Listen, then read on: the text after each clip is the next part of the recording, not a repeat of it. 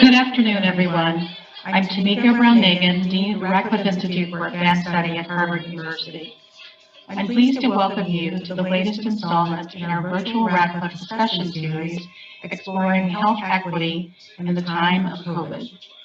Today's program is the first of two sessions exploring the pandemic's impact on incarcerated people and their communities. Before we begin, let me thank our co-sponsor for today's program, the Charles Hamilton Houston Institute for Race and Justice at Harvard Law School, and its managing director, David Harris. I'm so pleased to be in partnership with you on this important endeavor. I also want to acknowledge the members of the Radcliffe Institute Leadership Society and all our annual donors. Your generosity keeps Radcliffe programming free and open to the public, and we thank you. As I've mentioned at the outset of each of our webinars, this series reflects three critical elements of the Institute's mission. First, it reflects Radcliffe's commitment to examine and address pressing issues facing our society. Second, it reflects our commitment to cross-disciplinary research and our conviction that insights from across academic disciplines can advance public discourse and reveal innovative solutions to complex problems.